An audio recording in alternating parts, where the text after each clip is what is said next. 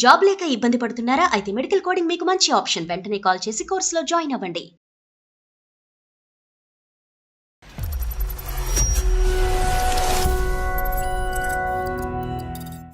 ఒక పెద్ద సమస్య అనాలో లేదా చిన్న సమస్య అనాలో నాకు తెలియట్లేదు, కానీ నా మైండ్ అయితే మాకు చాలా చాలా కన్ఫ్యూజన్ స్టేట్ లో ఉంది సార్. సంబంధం అయితే వచ్చింది సార్ నాకు. ఆ అబ్బాయి అయితే చాలా మంచోడు, చాలా వెల్ ఎడ్యుకేటెడ్, మంచి జాబ్ ఉంది, చాలా అందగాడు సార్. అందగాడు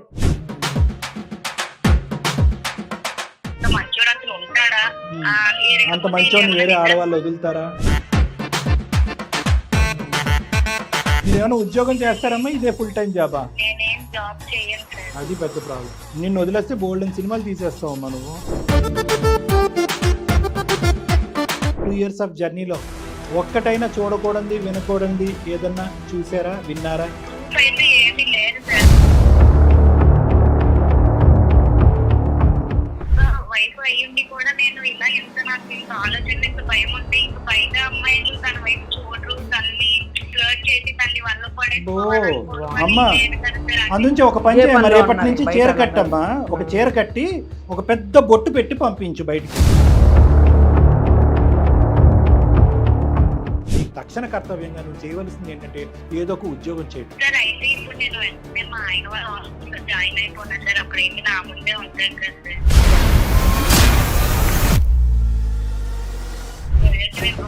ఉంటే కనుక నన్ను నేనే ఏమైనా చేసేసుకునేదాన్నేమో. అక్కడ దాకా వద్దులేదు అమ్మ. దానికంటే ముఖ్యం ఏంటంటే నువ్వు అర్థం చేసుకోవాల్సింది, ఇది అందమైన జీవితం ప్రోగ్రామ్ నుంచి వచ్చిన కాలే. నేను డాక్టర్ కళ్యాణ్ చక్రవర్తి, ఆవిడ నిరుపమ మేడమే. ఇందులో ఏ అనుమానం లేదమ్మా.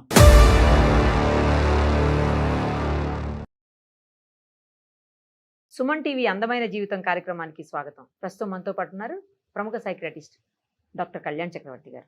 డాక్టర్ గారు నమస్తే మేడం. డాక్టర్ గారు, జనరల్ గా ఆలోచన వరకు పర్వాలేదు మేడం, విపరీతంగా ఆలోచిస్తే అది విపరీత ధోరణులకే దారితీస్తుంది. దానికి బెస్ట్ ఎగ్జాంపులే ఈ కేసు. స్వాతి అనే ఆమె మనకు మెయిల్ చేశారు. ఇప్పుడు ఒక్కసారి చూద్దాం అసలు కేసు ఏంటో, చూస్తే మనకు అర్థమవుతుంది. హలో హలో, ఎవరండి? అమ్మా స్వాతి గారేనా? అవునండి. మీరు? నేను నిరుపమ, సుమన్ టీవీ అందమైన జీవితం కార్యక్రమం నుంచి కాల్ చేస్తున్నానమ్మా. మీరు మాకు మెయిల్ చేశారు కదా? అవును మేడం, థ్యాంక్ యూ అండి. డాక్టర్ కళ్యాణ్ చక్రవర్తి గారు కూడా ఉన్నారు. అసలు ప్రాబ్లం ఏంటో చెప్పండి, దానికి సొల్యూషన్ అనేది మేము చూపిస్తాము. నమస్తే సార్. నమస్తే స్వాతి, చెప్పమ్మా. నాకు ఒక 3 years బ్యాక్ పెళ్లి అయింది సార్. ఇప్పుడు వచ్చేసి నా ఏజ్ 24 years. అయితే నాకు ఒక పెద్ద సమస్య అనాలో లేదా చిన్న సమస్య అనాలో నాకు తెలియట్లేదు, కానీ నా మైండ్ అయితే మాకు చాలా చాలా కన్ఫ్యూజన్ స్టేట్ లో ఉంది సార్. నాకు ఒక తమ్ముడు కూడా ఉన్నాడు. అయితే చిన్నప్పటి నుంచి ఏమైనా ఉన్నా సరే కంపారిజన్ చేసేసుకోవడము, లేదంటే ఇప్పుడు మా ఫాదర్ ఏమైనా తీసుకొచ్చారనుకోండి, నాకు చిన్నది ఇచ్చి తనకు పెద్దది ఇచ్చారనుకో, ఏంటిది నాకు ఎందుకు ఇవ్వట్లేదు, నేను అంటే ఇష్టం లేదేమో, నేను ఎక్కడైనా దొరికానేమో వీళ్ళకి, అట్లా చిన్నప్పుడు స్టేజ్. ఇప్పుడు అలాగా నాకు ఎక్కువ ఆలోచన అనేది ఉంది సార్, ప్రతి స్టేజ్ ఆఫ్ లైఫ్ లో కూడా. పెళ్లి చేసుకునే ముందు కూడా పెళ్లి చేసేస్తున్నాను అని చెప్తుంటే, అదేంటి నాకు ఇంత చిన్న వయసులోనే పెళ్లి చేసేస్తున్నారు, నేనేమైనా వాళ్ళకి భారం అయిపోయినా, లేదా నేనేమైనా తప్పు చేస్తానా, ఇలాగ ఎక్కువ ఆలోచనలు అనేవి చేసేస్తున్నాను సార్ నేను. మొత్తానికి ఒక సంబంధం అయితే వచ్చింది సార్ నాకు. ఆ అబ్బాయి అయితే చాలా మంచోడు, చాలా వెల్ ఎడ్యుకేటెడ్, మంచి జాబ్ ఉంది, చాలా అందగాడు సార్. మెయిన్ గా అందగాడు. చెప్పమ్మా. అందుగాడు అదే ఈ సంబంధం గురించి నాకు చెప్పినప్పుడు, అంటే పెళ్లి అని ఎక్సైట్మెంట్, హ్యాపీనెస్ ఫీల్ అవడం కంటే నాలో ఎక్కువ భయము, టెన్షన్ అనేది ఎక్కువ క్రియేట్ అయిపోయింది సార్. అంటే అసలు ఆ అబ్బాయి మంచోడైనా, ఇంత అందగాడు కదా, నన్ను ఎందుకు చూస్ చేసుకున్నాడు. ఏమ్మా, అందగాడు దొరికితే ఒక ప్రాబ్లం, దొరకకపోతే ఒక ప్రాబ్లం. ఇప్పుడు నాకు అలా నా ఆలోచనలే నా రిలేషన్ ని డిస్ట్రాక్ట్ చేసేస్తాయేమో అని భయం వేస్తుంది సార్. నాకు చెప్పాను కదా సార్, మా ఆయనకి చాలా మంచివాడని, తనకి గ్రూప్ ఆఫ్ ఫ్రెండ్స్ కూడా చాలా మంది ఉన్నారు, అందులో అమ్మాయిలు కూడా ఉన్నారు. అయితే సరే, ఇప్పుడు ప్రెసెంట్ జనరేషన్ అందరూ మామూలు ఫ్రెండ్స్ ఉండడం తప్పలేదు కదా, నేనే ఓవర్ గా థింక్ చేస్తున్నానేమో అని సరే అని ఇగ్నోర్ చేసేసాను స్టార్టింగ్ లో. కానీ పెళ్లికి ముందు నుంచే నాకు నా మనసులో ఒక యుద్ధం అనే చెప్పొచ్చు. నా బుర్రకి మనసుకి ఏం చేసుకోవాలో వద్దా, ఏంటి ఇలా ఉన్నాడు, నన్ను ఎందుకు చేసుకుంటున్నాడు, అట్లా పెళ్లి విషయాల్లో నాకు చాలా ఎక్కువగా ఆలోచన ఉండేది సార్. మంచోడేనా కాదా, అసలు నేను ఎలా చేసుకుందాం అనుకుంటున్నాడు అట్లా. మళ్ళీ మా వాళ్ళందరినీ ఎంక్వైరీ చేసినా కూడా రిలేటివ్స్ లో అబ్బాయి చాలా మంచోడు అని చెప్పేవారు. అదేంటి అంత మంచోడా అసలు ఉంటాడా, ఏమన్నా నిజం దాచేసి నాకు పెళ్లి చేసేస్తున్నారా అలాగా ఉండేది సార్. ఎంగేజ్మెంట్ అయిన తర్వాత కూడా ఫోన్ లో మామూలుగా మాట్లాడుకుంటే చాలా మంచిగా స్వీట్ గా అన్ని మాట్లాడేవాడు.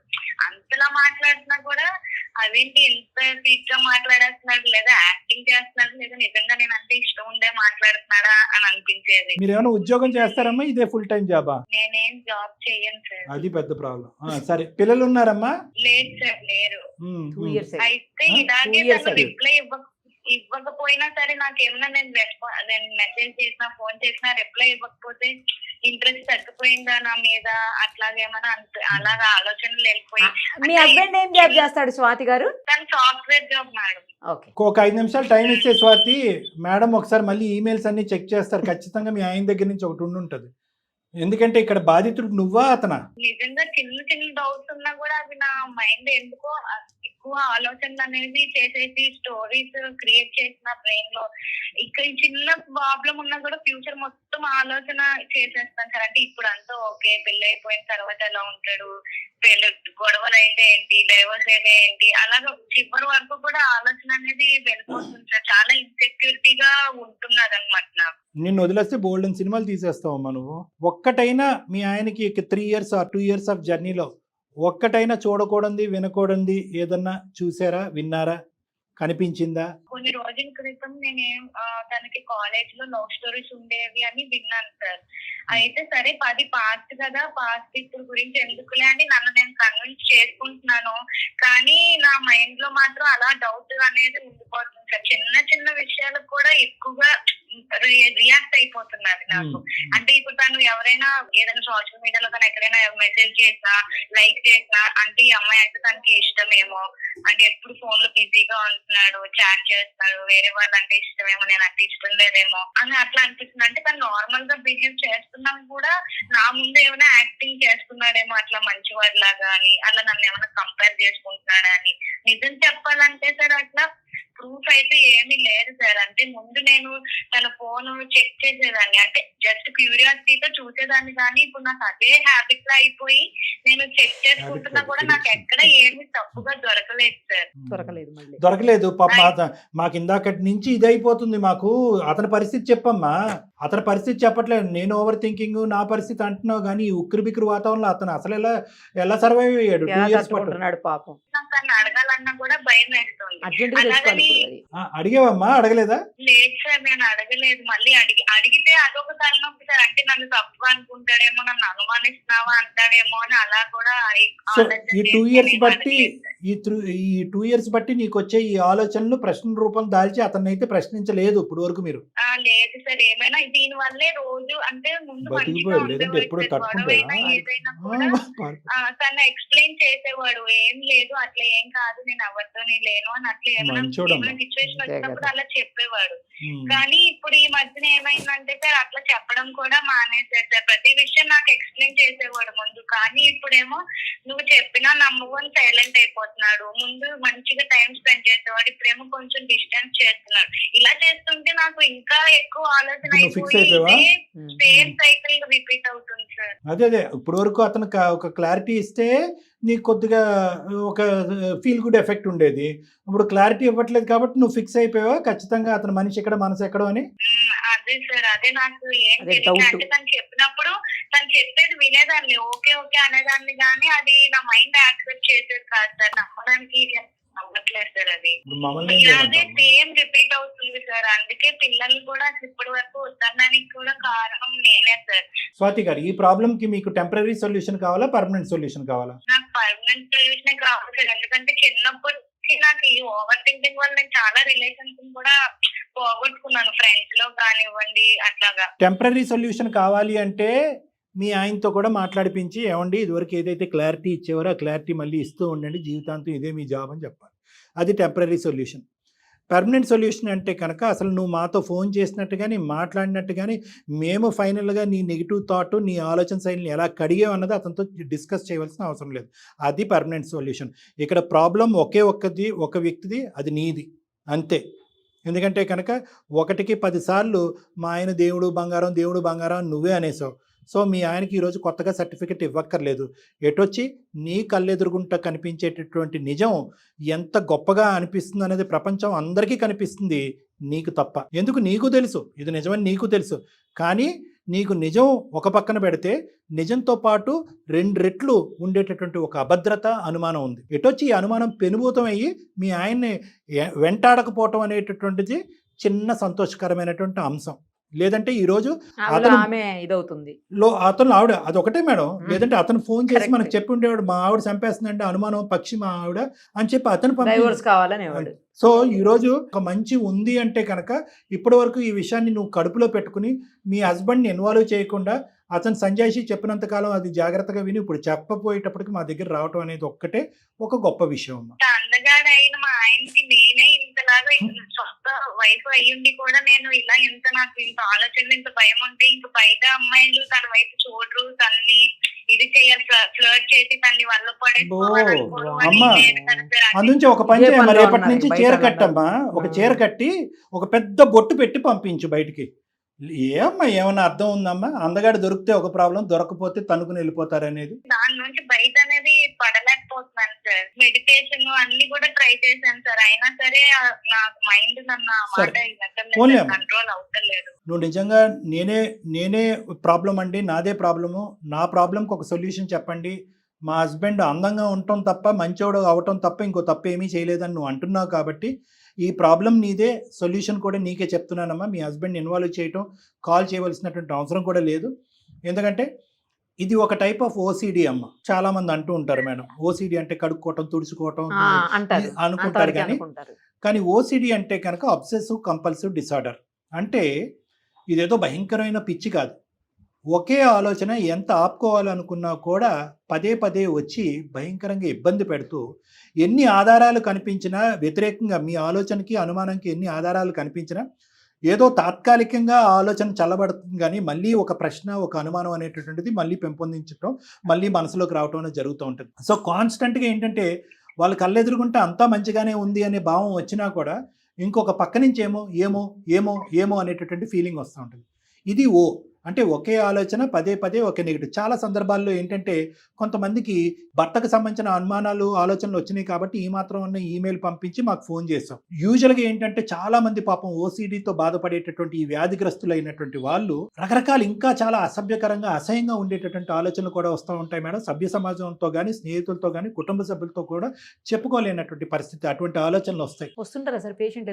రెగ్యులర్ మేడం, చాలా కామన్ ఇది. ఇదేంటంటే చీకట్లో యుద్ధం చేసుకుంటూ వాళ్ళు కుంగిపోతూ ఉంటారు. ఇప్పుడు ఈ అమ్మాయి కూడా అంతే. ఒక పక్క నుంచి భర్త పర్ఫెక్ట్ అని కనిపిస్తున్నాడు, ఎవరికైనా చెప్తే కనుక అంత మంచి భర్త గురించి నువ్వేంటి ఇలా అనుకుంటున్నావు అని ఈ అమ్మాయి నిలదీస్తారనే ఒక బాధ. రెండోది ఏంటంటే ఏమో మీ ఆయన అందంగా ఉన్నాడు కదా, ఎవరితో వెళ్ళిపోవచ్చమ్మా అని చెప్పి లేనిపోయిన ఆలోచనలు ఈ అమ్మాయిలో పెట్టే అవకాశం ఉంది. సో ఈ అమ్మాయి ఏంటంటే చాలా వరకు ఓర్పు, ఓపిక, సహనంతో వాస్తవానికి ఈ అమ్మాయి చాలా ఉక్కిరి బిక్కిరి సఫర్ అవుతున్నటువంటి ఒక పేషెంట్ స్థాయిలో ఉంది మేడం. అయితే ఇప్పటి వరకు ఇందాక ఓ అంటే కనుక ఆలోచన అన్నాం, సి అంటే కంపల్షన్. ఇప్పటి వరకు ఆ అమ్మాయికి ఉపయోగపడినటువంటి ఒక మెడిసిన్ ఏమన్నా ఉంది అంటే కనుక అది వాళ్ళ భర్తకి చెప్పుకోవటం. మంచోడు కాబట్టి ఆ అమ్మాయిని పక్కన కూర్చోబెట్టి, ఏమే విను, ఇవన్నీ గతం నాకు ప్రస్తుతం అయితే ఎవరూ లేరు, నువ్వు అన్నీ ఊహించుకుంటున్నావు, అనుమానం పడుతున్నావు, అవేమీ లేదు, నాకు నువ్వు, నీకు నేను, ఇది తప్ప ఇంకెవరు లేరు అని చెప్పి చక్కగా చెప్పేవాడు. కానీ ఒక మనిషి ఎంతవరకు చెప్తాడు? నీకో దండం అమ్మ అని చెప్పి 4 కొబ్బరికాయలు కొట్టి ఇంకా చెప్పడం ఆపేశాడు. ఎందుకంటే అతనికి కూడా అర్థమైంది. స్లోగా ఈ అమ్మాయి అతను క్లారిఫికేషన్ ఇచ్చేదానికి ఆ అమ్మాయి ఎడిక్ట్ అయిపోతుంది. అనుమానం క్లియర్ చేసుకోవటంలో తనకు తానుగా క్లియర్ చేసుకోకుండా ఇతన్ని ప్రశ్నించేసి ఇతని దగ్గర నుంచి వచ్చే అనుమానం ద్వారా ఆన్సర్తో. సో దానివల్ల ఏమవుతుంది, ఈ అమ్మాయి అనుమానం తాత్కాలికంగా క్లియర్ అవుతుంది, అతను పేషెంట్ అవుతాడు. సో అతనికి అవగాహన వచ్చి, ఆలోచన వచ్చి, ఈ సమస్యకి పరిష్కారం ఏంటంటే ప్రశ్న నీదే, సమాధానం నీ దగ్గరే ఉంది, ఒకే ప్రశ్నకి 10 సార్లు నేను సమాధానం చెప్పక్కర్లేదు, నేను కరెక్ట్ అని చెప్పి ఇంతకు ముందు వచ్చినటువంటి ఆ సమాధానాన్ని నువ్వు మళ్ళీ రివైజ్ చేసుకుని ఆలోచించుకుంటూ ఉండిపో అని చెప్పి అతను షట్ అయిపోయాడు. దాంతో ఈ అమ్మాయికి ఊపిరి ఆడట్లేదు. లేదంటే ఇప్పటికీ కూడా అతను కంటిన్యూస్ గా క్లారిటీ ఇచ్చే వ్యక్తి అయితే కనుక ఈ అమ్మాయి ఇప్పటికీ మనకి ఈమెయిల్ రాదు. ఎందుకంటే ఈవిడ పేషెంట్, అతను డాక్టర్. అతను ఎప్పుడైతే కనుక నేను నీకు వైద్యం చేయను, ఈ విధమైనటువంటి టెంపరీ వైద్యం చేయను అని అన్నాడో అప్పుడు మనం గుర్తొచ్చి ఆ అమ్మాయి చెప్పింది. సో కాబట్టి అమ్మ స్వాతి, ఇదేంటంటే పెద్ద తర్జన భర్జన లోనవ్వాల్సినటువంటి సమస్య కాదమ్మా. ఇది ఒక టైప్ ఆఫ్ డిప్రెషన్.